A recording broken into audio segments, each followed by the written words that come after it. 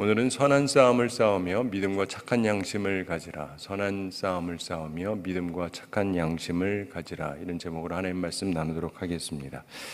지도자에 대한 말씀인데 사람을 잘 가르쳐야 되죠.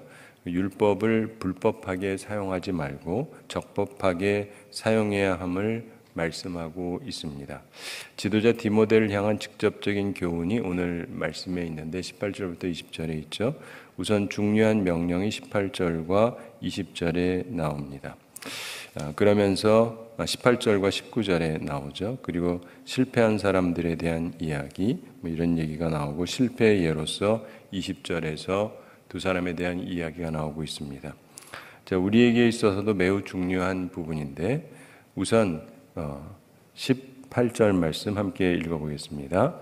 아들 디모데야, 내가 내게 이 교훈으로서 명하노니 전에 너를 지도한 예언을 따라 그것으로 선한 싸움을 싸우며. 아멘. 자, 여기서 보면은 중요한 명령을 하는데 우선 아들 디모데야 이렇게 말씀합니다. 디모데를 아들처럼 여기면서 교훈을 주는 것입니다. 내가 내게 이 교훈으로서 명하노니 이렇게 얘기하죠. 그러면서 전에 너를 지도한 예언을 따라 그것으로 선한 싸움을 싸우라 이런 얘기를 합니다. 그리고 그 다음 절에서 믿음과 착한 양심을 가지라. 이게 다 한 몫으로 가는 것인데요. 디모데가 안수받는 것과 관련되어서 말씀되어졌던 영감된 말씀이 있었을 것입니다. 근데 그 예언의 말씀을 기억하라는 것입니다. 네가 안수받을 때, 목사 안수받을 때 그때를 기억해라 이런 말씀입니다. 선한 싸움을 싸우기 위해서 부름받았다. 훌륭한 싸움을 싸우기 위해서 부름받았다는 것을 기억하라는 것입니다.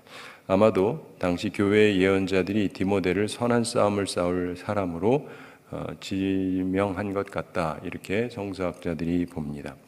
여기서 보면 이제 세 가지 얘기가 결국은 있는 건데 첫째가 선한 싸움을 싸우라고 하는 것이죠. 우리는 영적인 전쟁을 치르고 있다는 것을 기억을 해야 됩니다. 이것은 항상 기억을 해야 되는 것이죠. 우리가요, 편안한 세상에서 편안하게 살다가 편안하게 천국 가는 게 아닙니다. 그럼 여기가 천국이죠. 그렇게 주장하는 이단들이 있죠. 여기는 이 세상은 천국이 아닙니다. 네. 아시죠? 여기는 지상 천국이 아니에요. 물론 이 땅에서도 하나님의 뜻이 이루어지도록 우리가 노력을 해야 되지만 이 땅은 결코 온전하지가 못합니다. 예수님을 다 믿는다 할지라도 우리들이 온전치가 못한데 다 예수님을 믿고 있지도 않을 뿐더러 예수님을 믿는다는 사람들조차도 주의 말씀을 제대로 배우고 알고 있지도 않고 또 안다고 해서 또 그렇게 꼭 사는 것도 아니고 인간의 죄성과 이런 것들이 있기 때문에 끊임없는 어려움들이 발생합니다. 제일 큰 이유가 뭐냐면 이 세상에는 하나님만 계시는 게 아니라 마귀도 있다는 것을 아시나요? 네, 아셔야 됩니다. 악한 존재가 있어요. 그 악한 존재가 사람들을 봐가면서 그 사람들에게 찾아가서 그 사람을 움직여요. 그래서 이런 것은 참 보면 굉장히 슬픈 일이지만 어떤 경우는요, 어떤 사람이 갑자기 진짜 이상해지는 게 제정신이 아닌 것 같아요. 마귀한테 완전히 사로잡힌 것 같아요. 저 사람은 왜 저러지? 안 그러던 사람인데. 근데 그런 사람들이 되는 경우가 있기 때문에 우리는 조심해야죠. 예수님께서 십자가에 달리실 때에도 마귀가 가룟 유다에게 들어갔다고 돼 있죠. 아시잖아요. 쑥 들어간 거예요. 그러니까 하는 행동 자체가 마귀 같은 일을 하잖아요. 사탄 같은 일을 하고 있었던 것입니다. 그렇기 때문에 예수님이 계시는데 예수님이 가장 사랑하는 사람들인데 그 속에서도 사탄이 들어와요. 그리고 이 사탄은요, 예수님한테도 막 처음부터 찾아오고 막 그러잖아요. 기억하시죠? 예. 예수님께서 세례 받으시고 성령 충만해서 광야로 가서 40일 동안 금식 기도를 하십니다. 딴 건 몰라도 40일 금식 기도했으면은 마귀가 안 덤빌 것 같은데 그리고 덤비던 거 아시죠? 네. 그러니까 우리가 기도 많이 하면 마귀가 가까이도 안 온다. 이분은 성경을 하나도 안 봤거나 완전 새빨간 거짓말을 하고 있거나 둘 중에 하나예요. 예수님한테도 찾아오는데 뭐 자기가 누구라고 마귀가 안 찾아옵니까? 그렇기 때문에요, 우리가 그걸 염두에 두고 있어야 돼요. 그러니까 우리는 싸움을 안 싸울 수가 없어요. 살면서 평생 한 번도 안 싸워봤다 그럼 참 감사한 인생을 살아가는 거고, 간혹 가다 보면 어떤 사람은 괜히 나만 보면 미워요. 내가 아무 나쁜 짓도 안 했는데 나만 보면 미운 거예요. 밉대는데 어쩌겠어요. 그러니까 그런 사람도 있어요. 그렇기 때문에 우리 삶 가운데는 이 싸움이라는 게 존재하는데, 근데 여기서 우리는 싸울 때 어떤 싸움을 싸우느냐면 무조건 이긴다 뭐 이런 얘기가 아니라 선한 싸움을 싸워야 된다는 게 하나님의 말씀이에요. 악한 싸움이 아니라, 그래서 제가 자주 말씀드리는데 악한 자하고 선한 싸움을 싸워야지, 안 싸우면 안 돼요. 근데 어떻게든 이기겠다고 하면 상대방이 악질이면 내가 어떻게 싸워야 이기죠? 내가 순악질이 돼야 돼요. 상대방이 아주 악당이면 내가 더 악당이 돼야 돼요. 그래야 이기지 어떻게 이기겠어요. 그렇죠? 근데 우리의 방법은 그러면 안 돼요. 세상에선 그렇게 하죠. 그렇지만은 우리의 방법은 그것하고 달라야 된다는 거예요. 그래서 선한 싸움을 싸워야 된다. 안 싸우는 건 아니에요. 안 싸울 수가 없어요. 10일 계속 거니까. 그런데 우리의 싸움은 선한 싸움이 되어야 된다. 그것을 위해서 우리가 소집되어지고 그 싸움은 평생 계속되는 것입니다. 주님 앞에 가는 날까지. 그런데 이 선한 훌륭한 싸움을 위해서 우리가 부름받았다는 걸 항상 기억을 하셔야 됩니다. 그냥 싸운다가 아니에요. 어떤 분들은 항상 영적 싸움이 있다, 영적 싸움이 있다 해서 맨날 이렇게 얼굴만 봐도 싸울 준비가 돼 있어요. 막 이러고. 그런 게 아니고 우리는 선한 싸움을 싸우는 겁니다. 이 선하다라고 하는 건 칼로스라고 해서 훌륭하고 멋지고 매력적이고 아름다운 이런 뜻을 갖고 있습니다. 그러니까 우리의 싸움은 훌륭한 싸움이에요. 그리고 우리의 싸움은 멋진 싸움이 되어야 되고 매력적인 싸움이 되어야 되고 아름다운 싸움이 되어야 한다는 것입니다. 그래서 우리가 추구하는 것 자체가 달라요. 자, 하나님께서 장군이시고 인생은 전쟁이고 인간은 그 군병이다. 누가 이런 말을 했습니다. 그 싸움을 위해서 우리가 두 가지 중요한 장비가 있는데 각 서신마다 강조가 조금씩 다른데 오늘 이 서신에서는 그 두 가지가 믿음 그리고 착한 양심을 얘기하고 있습니다. 그래서 여기서도 얘기하는 것이 선한 싸움을 싸우라 그러면서 중요한 말씀 19절 함께 읽어보겠습니다. 믿음과 착한 양심을 가지라. 어떤 이들은 이 양심을 버렸고 그 믿음에 관하여는 파선하였느니라. 아멘. 자, 믿음을 가지라 이렇게 말씀을 하죠. 갖는데 계속 가져야 되는 거예요. 한번 가졌었다로 되는 게 아니라 계속 갖고 있어야 됩니다. 믿음은 가장 암담한 처지에서도 하나님의 궁극적인 승리에 대한 신앙을 가지고 있어야 됩니다. 요한계시록에서도 보면은 계속해서 주님이 등장하시는데 주님께서 등장하실 때 처음 마지막에 나타나는 핵심이 뭔지 기억하세요? 승리예요. 승리. 주님이 싸우는데 뭐 한다고요? 승리. 이기시는 분이에요. 빅터라고 합니다. 빅토리 아시죠? 빅터. 이기는 분. 예수님은 이기시는 분이에요. 우린 그분하고 함께 하는 거예요. 그래서 이겨야 되고 이깁니다. 어떻게 하면? 그분과 함께 하면. 나 혼자 하면 져요. 우리끼리 힘 합쳐서 해도 져요. 주님과 함께 해야 돼요. 주님이 대장이 되시고 우리는 그분을 따라갈 때 이기는 거죠. 그런데 바로 그 믿음을 갖고 있어야 됩니다. 믿음의 군사는 암담한 시간에도 위축되지 않기 위해서 믿음이 필요한 것입니다. 이번에 제가 그 마틴 루터 얘기를 좀 했는데 거기에선 그 얘기 안 하더라고요. 근데 굉장히 유명한 얘기 중에 하나가 그분에게 카타리나라고 하는 부인이 있었죠. 이분이 이제 개혁을 하다가 보면 어려움이 이게 보통 어려움이 아닙니다. 왜냐하면 이게 1500년 동안을 유지해 왔던 세력인데 거기에 수장이랑 싸워가지고 이긴다는 거는 이거는 거의 불가능한 얘기예요.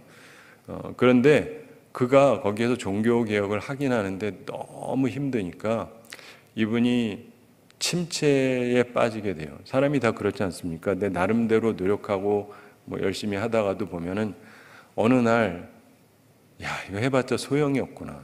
뭐 이런 생각이 들 수밖에 없어요. 그래서 우리 흔히들 말하기를 목사님들도 조심해야 되는 게 번아웃에 빠지지 않도록 조심하라. 탈진하게 되는 거예요. 하다가 더 이상 뭘 못하겠는 거예요. 다 싫어요. 하기가 싫어. 설교도 하기 싫고, 기도도 하기 싫고, 찬송도 하기 싫고, 다 하기 싫어. 이게 탈진됐다는 걸 의미해요. 그런 상태에 빠지면 안 되는데, 이 루터가 완전히 탈진을 한 거예요. 사람들은 잘 모르지만 내적인 거는 부인은 잘 알잖아요. 근데 부인이 어느 날 남편한테 나타난 아주 유명한 얘기가 있습니다. 새까만 옷을 입고 나타난 거예요. 보통 외국 사람들은 까만 옷을 언제 입는지 아시죠? 사람 죽었을 때 이제 장례식 갈 때 입는 거예요. 그래서 루터가 놀래가지고 누가 죽었냐고, 자기는 누가 죽었단 말 못 들었는데 갑자기 자기 아내 사모가 시꺼먼 옷을 입고 나타났으니까 누가 죽었냐고, 자기 모르는 뭐가 있나 해서 그랬더니 하나님이 죽으셨습니다. 루터가 지금 무슨 소리냐고, 하나님이 왜 죽으시냐고. 지금 당신 보니까 하나님 돌아가셨는데, 당신의 지금 모습을 보면 하나님이 죽었으니까 그러고 있지, 아니면 당신이 왜 그러냐고. 우리 식으로 하면 목사님이 그런다는 건 하나님이 죽었으니까 그렇지. 이 말을 듣고 이 루터가 충격을 받은 거예요. 좋은 의미의 충격을 준 거죠. 그리고는 힘을 내서, 이제 힘내서 계속해서 전진했다고 그럽니다. 자, 우리가 살아가면서요, 믿음이 좋은 사람들도, 훌륭해 보이는 인물들도 때로는 참 지칠 때가 있습니다. 근데 그 믿음을 계속 가져야 돼요. 믿음이 때로는 있고 때로는 없고가 아니라 계속 갖고 있어야 돼요. 현재형이라는 거는 계속 가지라는 거예요. 계속. 여러분들이 지금도 있으니까 나오셨겠죠? 죽을 때까지 계속 붙잡고 계셔야 돼요. 네. 이유가 무엇이든, 어떤 어려움이 있든, 세상이 다 뒤바뀌고 전부 이상해진다 할지라도 여러분이 스스로 믿음은 버리시면 안 돼요.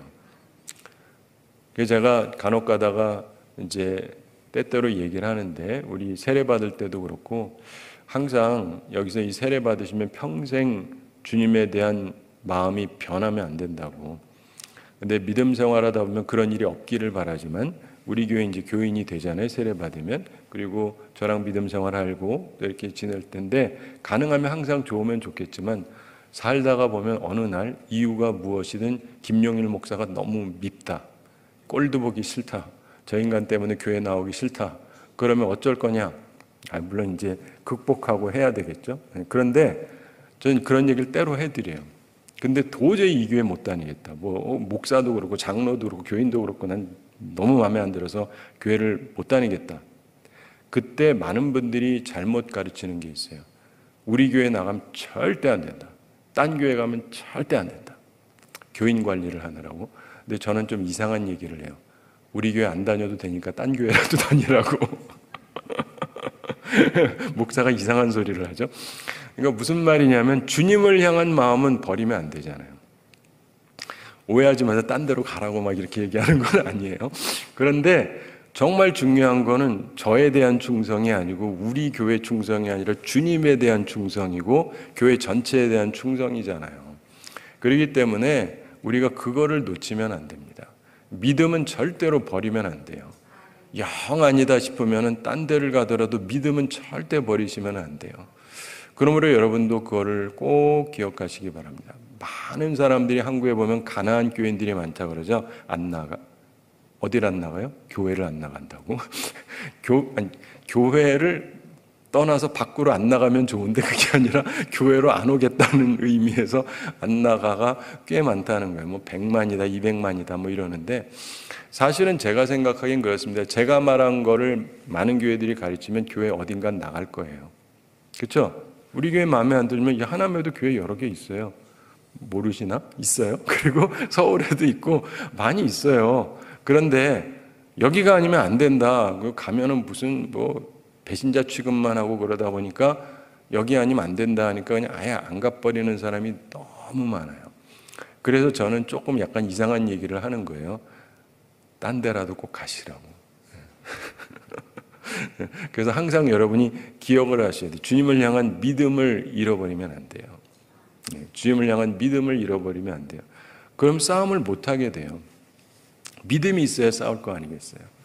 그 다음에 세 번째로 착한 양심을 가지라고 말씀을 하고 있습니다. 19절에 믿음과 착한 양심을 가지라 이렇게 얘기하죠.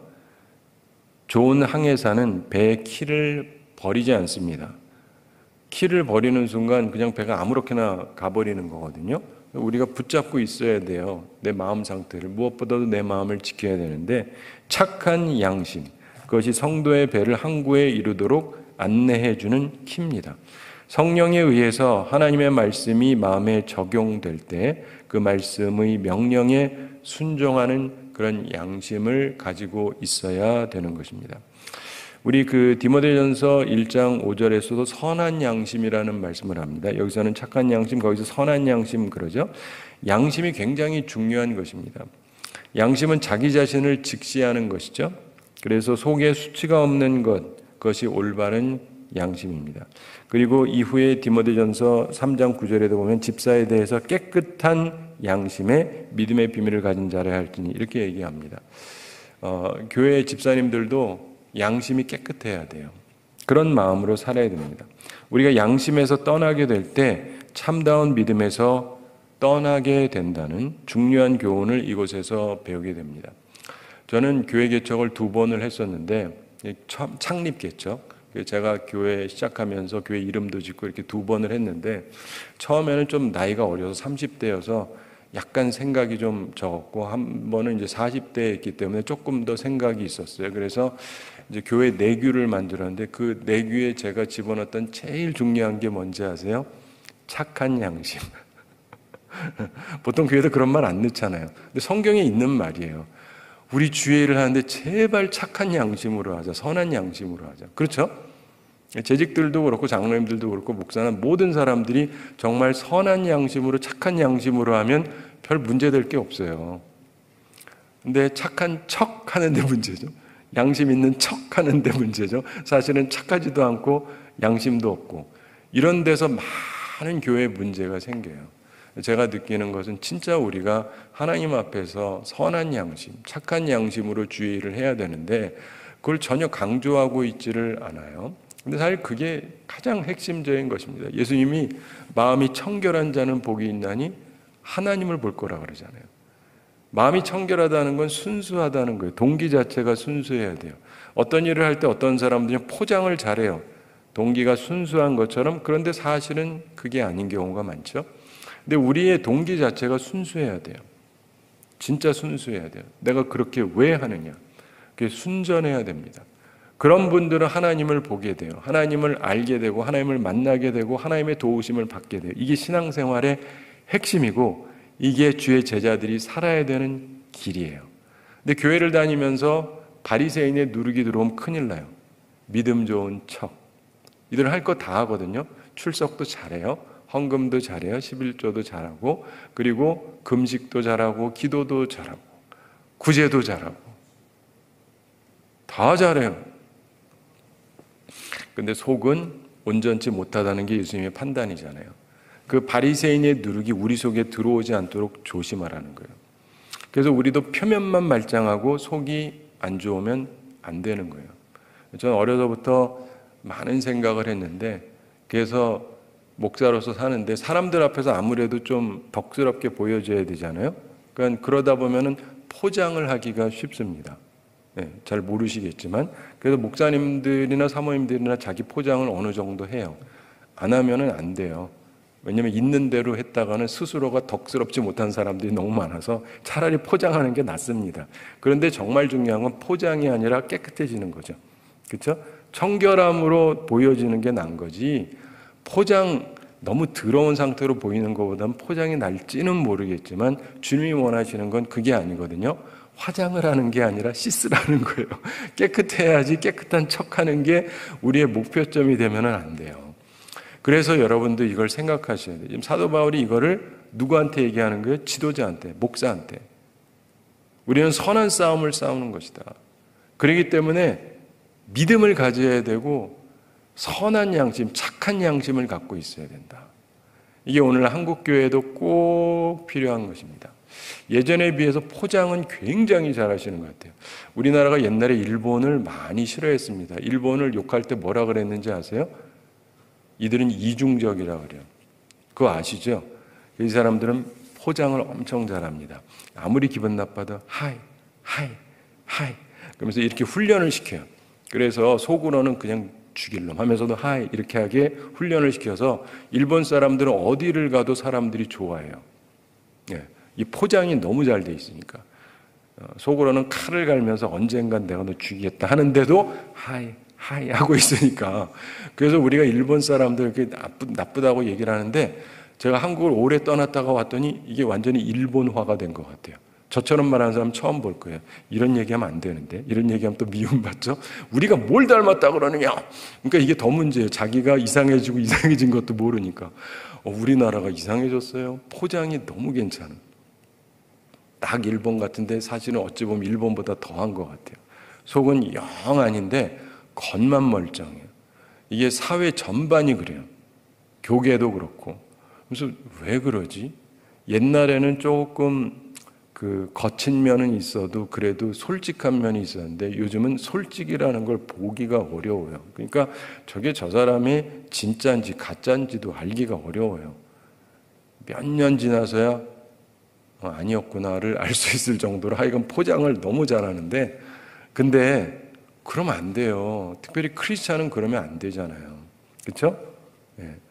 그런 면에 있어서 우리가 이 면에 있어서 이 중요한 부분을 우리들이 가져야 됩니다. 특별히 양심에서 떠나게 되면 참다운 믿음에서 떠나게 됩니다. 그래서 이 교훈을 우리가 배우면서 우리의 마음에 새겨야 돼요. 그러면서 이 부분에 있어서 실패한 사람 이야기를 예로 들고 있습니다. 19절 후반에 보면 어떤 이들은 이 양심을 버렸고 그 믿음에 관하여는 파선하였느니라. 두 가지 가져야 되는 것을 이들은 잃었다는 것입니다. 양심을 버린 자가 있다. 하나님 말씀보다 자신의 의지를 그냥 의지하는 거예요. 그리고 제멋대로 행동을 하는 사람들. 여러분 성령 충만과 반대말이 술 취함인 거 아시죠? 술 취하지 말라 이는 방탕한 것이니 오직 성령의 충만함을 받아라 이렇게 얘기하는데 성령 충만과 그 술 취함의 공통점이면서 반대점, 차이점이 있는데 성령으로 충만하다는 것은 말 그대로 성령으로 충만한 거죠. 내가 충만한 게 아니라. 근데 술 취함은 뭐죠? 나로 충만한 게 술 취함이에요. 야, 너 뭐야? 다 나와! 죽을래! 무슨 말인지 알죠? 갑자기 목사님이 술 취했나? 이게 술 취하면 아무것도 안 보이는 거예요. 성령 충만해도 별로 겁이 안 납니다. 그런데 하여간 이 술 취하면 아무것도 안 보이는 거예요. 그냥 뭐 이러다가 이제 탈이 나는 건데 그 술 취함의 핵심은 자기로 충만한 거예요. 자기로 충만한 거. 어떤 사람은 성령 충만하다 그러면서 똑같아요. 술 취한 사람이랑 똑같아요. 자기로 충만한 사람들이 있어요. 그건 성령 충만이 아니에요. 이해가 되시죠? 굉장히 중요한 겁니다. 나로 충만한 건 성령 충만이 아니에요. 하나님의 뜻으로 충만해야 되는 거죠. 그냥 목소리만 크고 막 그렇다고 성령 충만이 아니고 목소리 크다고 성령 충만이 아니라는 말도 아니지만 정말 중요한 건 하나님의 영으로 인도함을 받는 상태가 성령 충만이죠. 근데 어쨌든 양심을 버린 자가 있고 그 다음에 믿음에 파선한 사람이 있다 이렇게 설명하고 있습니다. 특별히 믿음에 관하여는 파선하였다. 이 배를 예를 들면서 설명을 하고 있는데 파선은 고통스러운 것이죠.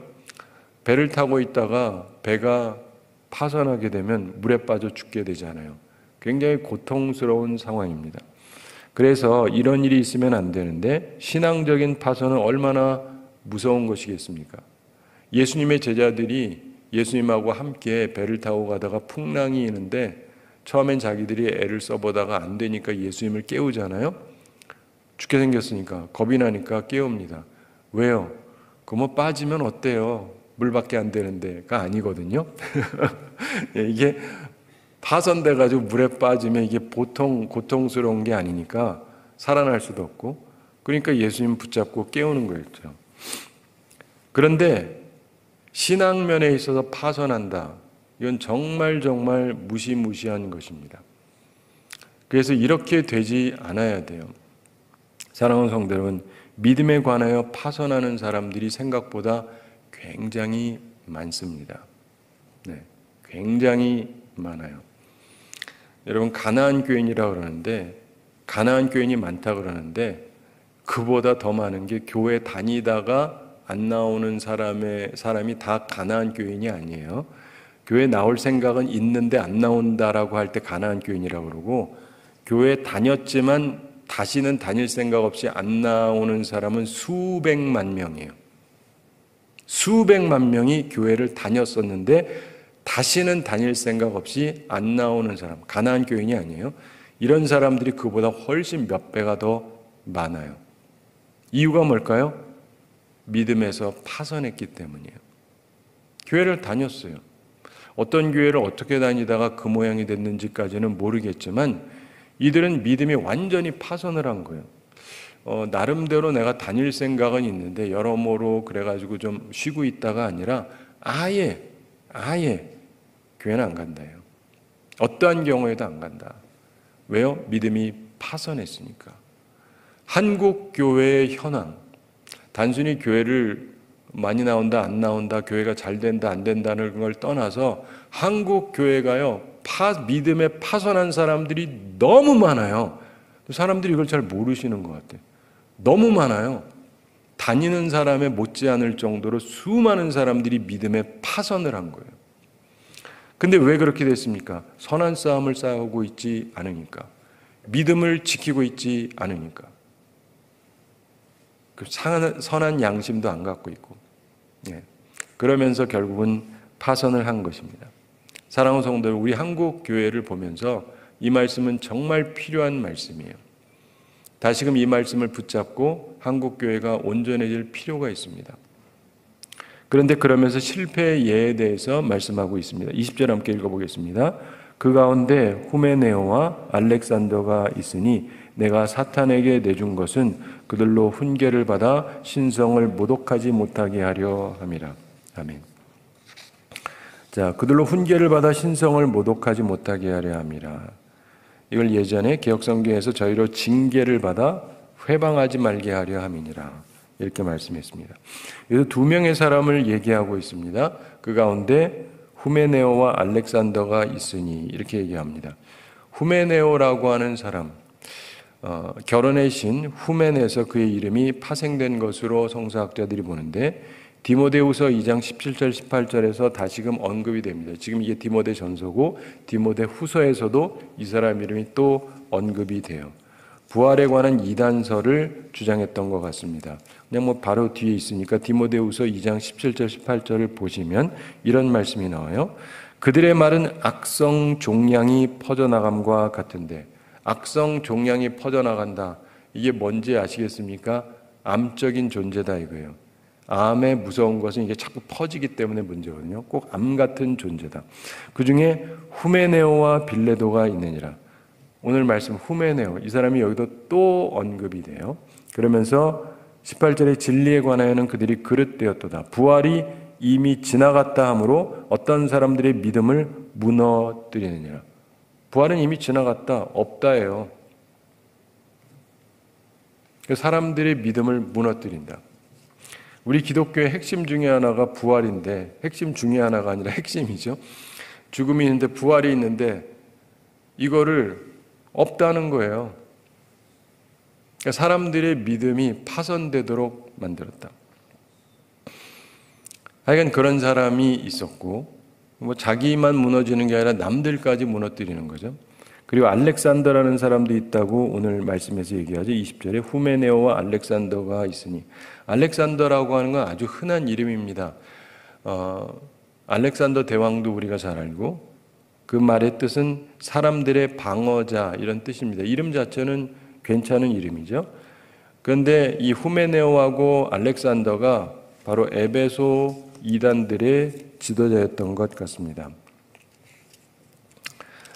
에베소가 사도 바울이 있으면서 애쓰면서 노력했던 곳 중에 한 곳이고, 여러 해 동안 있으면서 이 사도 바울은 어디 가서 오래 있지를 않거든요. 빨리빨리 움직였는데 그래도 에베소에서는 좀 시간 가지고 노력을 했는데 여기에 대한 마음이 있어요. 그래서 에베소서도 에베소에 있는 사람들을 위해서 쓴 것이죠. 그러면서 여기에다가 바로 그 오늘 말씀을 쓰는 디모데를 자기 후임처럼 세워서 그쪽에서 일을 할 수 있도록 하고 그랬는데, 이때 보면은 하나님께서 우리를 만세전부터 예정하셨다. 이 예정론이 바로 이 에베소서에 나옵니다. 그러면서 에베소서 마지막에 보면 우리가 잘 아는 하나님의 전신갑주를 입으라는 얘기를 거기서 해요. 그만한 이유가 있는 거죠. 그 교회를 보면서 그 생각이 드는 거예요. 마귀의 간계를 능히 대적하기 위하여 하나님의 전신갑주를 입으라. 에베소 6장 11절에서 얘기하죠. 그러면서 우리의 씨름은 혈과 육을 상대하는 것이 아니요 통치자들과 권세들과 이 어둠의 세상 주관자들과 하늘에 있는 악의 영들을 상대함이라. 그래서 13절에 그러므로 하나님의 전신갑주를 취하라. 이는 악한 날에 너희가 능히 대적하고 모든 일을 행한 후에 서기 위함이라. 싸워야 되기 때문에 준비가 되어 있어야 된다는 거예요. 그래서 14절에 그런즉 서서 진리로 너희 허리띠를 띠고 의의 호심경을 붙이고 가슴에 붙이라는 거죠. 그리고 15절에 평안의 복음이 준비한 것으로 신을 신고 16절에 모든 것 위에 믿음의 방패를 가지고 이로써 능히 악한 자의 모든 불화살을 소멸하고. 여러분 믿음이 있으셔야 돼요. 믿음이 있어서 모든 마귀의 불화살을 막으셔야 돼요. 그거를 가슴으로 받으시면 안 돼요. 그리고 탁 꽂혀서 아 뜨거, 아 뜨거, 아 뜨거. 그래서 막 시험 들고 그러시면 안 되고 이걸 막으셔야 된다고. 이걸 사도 바울이 생각하면서 하는 거예요. 17절에 구원의 투구 그리고 성령의 검 곧 하나님의 말씀을 가지라. 하나님의 말씀이 있어야 돼요. 그래서 내가 공격해서 이길 수가 있는 거예요. 방어만 해가지고는 안 되잖아요. 나도 말씀으로 싸워야 되니까. 그러면서 18절에 모든 기도와 간구를 하되 항상 성령 안에서 기도하고 이를 위하여 깨어 구하기를 항상 힘쓰며 여러 성도를 위하여 구하라.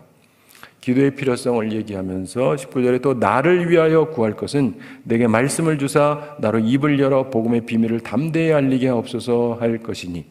이렇게 얘기합니다. 복음 전파자를 위해서 힘써 기도하라는 거예요. 결국은 복음이 전파돼야 되니까. 자, 여기서도 우리가 보게 되는 것은 바로 그가 예전에 사역했고 지금도 이쪽에 사람을 파송해서 하게 하고 지금도 디모데를 돕느라고 이 말씀을 하고 있는데 거기에 또 이단이 있다는 거예요. 참 힘든 일이죠. 옛날부터도 이단이 있었다는 건 참 서글픈 일입니다. 그리고 끊임없이 있어요. 이단도. 이단의 역사가 2000년이 되니까 기독교 역사랑 동일합니다. 끊임없이 있어요. 율법의 선생이 되기를 갈망하던 자칭 의로운 자들이요. 자기들이 의롭다 그러고 자기들이 뭐 안다 그러면서 그러는데 이들이 떠들던 주제들, 족보에 관한 신화들, 그리고 가공적인 이야기들이 전문이었습니다. 그래서 처음에도 디모데한테 그런 거 하지 말고 그런 거 조심하라 그러죠. 오늘날에도 이단들을 보면요.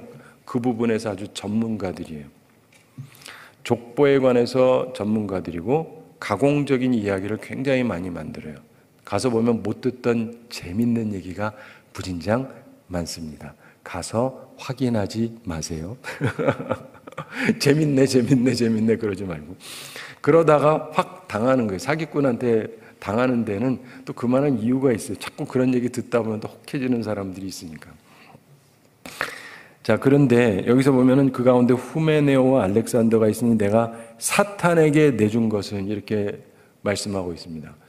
굉장히 좀 무시무시한 얘기죠. 내가 사탄에게 내어줬다. 이게 무슨 얘기냐? 교회에서 추방을 했다라고 말하는 것 같다. 이렇게 보는 견해가 있습니다. 충분히 그럴 수 있겠죠. 그래서 파문이나 출교를 의미했던 것 같습니다. 교회 너무 해롭게 하니까 출교를 시켰던 것 같다. 혹은 그것과 더불어서 혹은 그와 별개로 생각할 수 있는 것이 신체적 고통이나 질병을 함축하고 있다. 이렇게 보는 성서학자들도 있습니다. 그래서 치유의 성령이 고통을 가할 능력도 있으시죠. 그리고 우리가 구약 성경을 봐도 나오는 것인데 하나님께 우리가 잘 섬기고 하면 수많은 병적인 요소에서 우리가 보호가 될 것이라고 얘기하고 하나님께서 이스라엘 백성들에게 분명히 얘기하죠.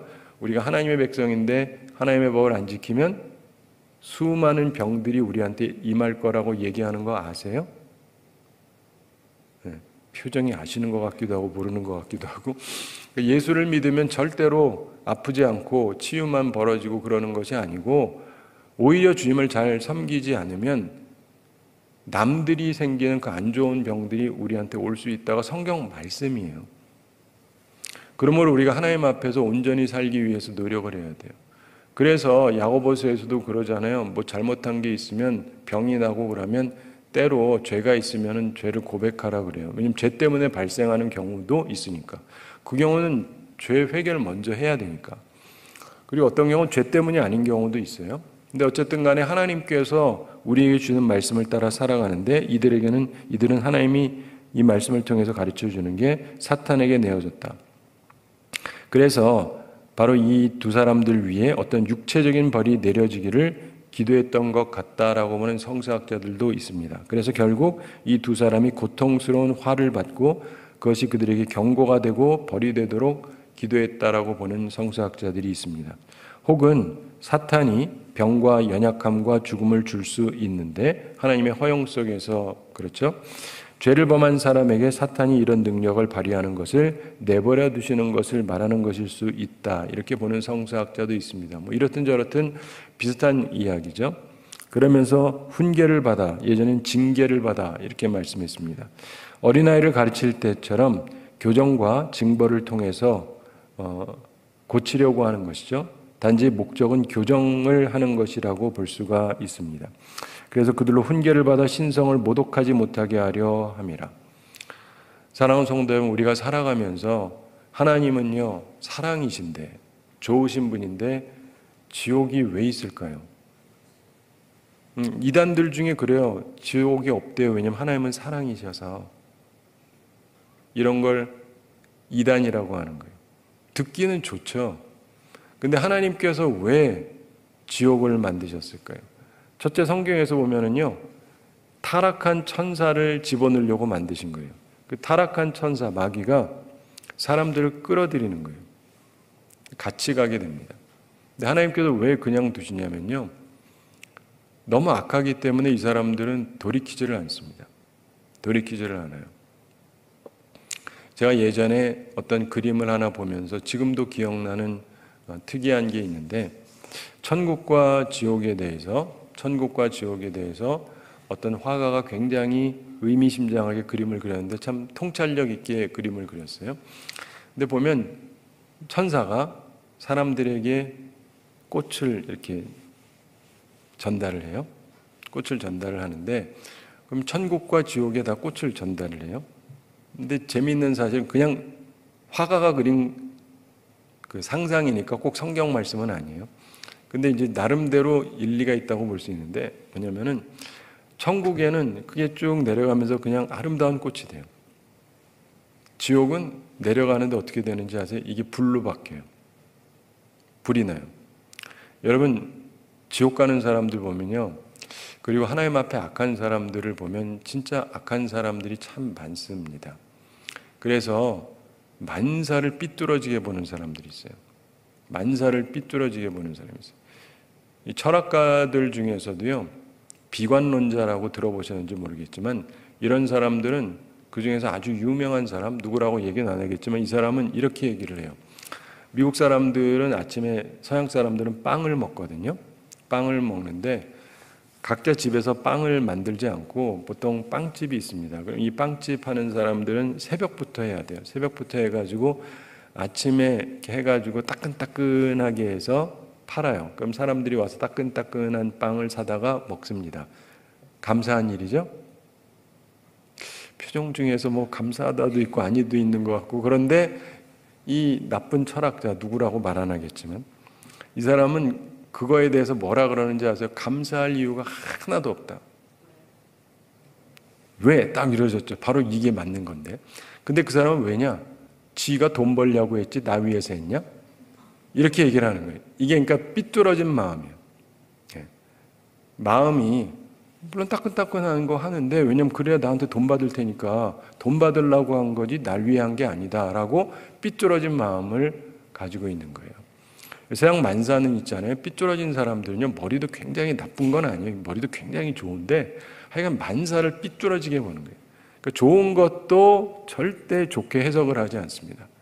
이런 인생을 살면 행복하겠어요? 그냥 불행 그 자체죠.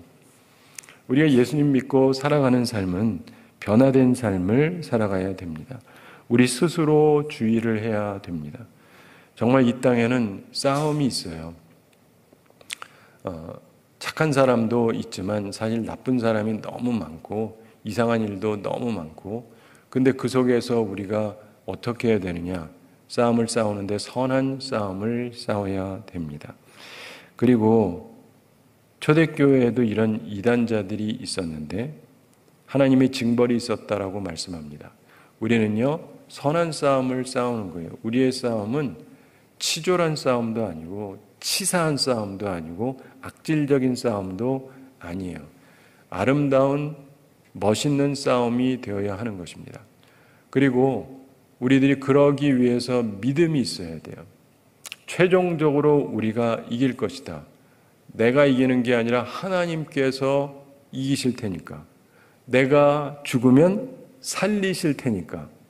네, 굉장히 중요해요. 죽으면 끝이죠? 네, 근데 하나님은 살릴 수가 있거든요. 그래서 사람들이 날 보면서 저 인간은 죽어도 죽여도 죽지가 않네. 이게 크리스찬 라이프예요. 죽이려고 그러는데 안 죽어요. 하나님이 살려버리시니까. 그게 우리 속에 있어야 돼요. 그 믿음으로 가야 돼요. 이렇게 하면 반드시 죽는데, 저는 항상 떠오르는 게 여호수아하고 갈렙입니다. 여호수아 갈렙 잘 아시잖아요. 이스라엘 백성들이 12명의 정탐꾼을 보내고 그 다음에 이 사람들이 와서 보고를 하는데 10명은 부정적인 얘기를 합니다. 처음엔 이제 좋다 그러다 그 다음에 이제 나쁜 얘기를 하기 시작하죠. 그리고 여호수아와 갈렙은 긍정적인 얘기를 계속합니다. 왜요? 믿음을 잃지 않았으니까. 딴 사람들은 믿음을 잃은 거예요. 믿음을 잃으면 자기만 파선하는 게 아니라 남들까지 다 파선을 시켜요. 남들까지 다 파선을 시켜요. 그러니까 이스라엘 전체가 울고불고 난리가 난 거예요. 근데 여호수아와 갈렙은 끝까지 갈 수 있었던 이유가 뭐예요? 믿음이 있으니까. 믿음이 있으니까. 하나님을 거역하지 말아라. 그들은 우리의 밥이다. 이번엔 먹이다라고 번역을 했지만 그들은 우리 밥이다. 그게 믿음이 있으니까 그런 말을 하죠. 그냥 가자. 이긴다. 이런 얘기를 해요. 근데 그때 이 사람들이 장정만 60만이고 남녀 해가지고 수많은 사람들이 있는데 모두가 지금 화가 나 있는 상태예요. 모두가 화가 나 있어요. 거기에서 여호수아와 갈렙이 맞선다는 거는요, 그냥 죽는 거예요. 우리나라 국민들의 99.99%가 다 화가 나 있는데 한두 명이 서가지고 딴소리를 하면 그냥 죽죠. 그런데 그들이 섰던 이유가 뭐예요? 하나님을 믿으니까. 그래서 어떻게 돼요? 믿은 대로 돼요. 하나님이 개입하십니다.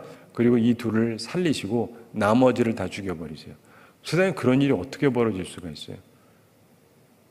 전체를 죽이고 이 둘을 남긴다는 게 말이 됩니까? 근데 하나님은 그러시는 분이에요.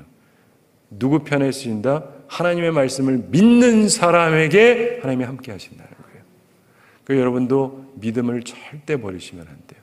저를 믿으라는 게 아니고 하나님을 향한 믿음을 놓치시면 안 돼요. 끝까지 가셔야 돼요.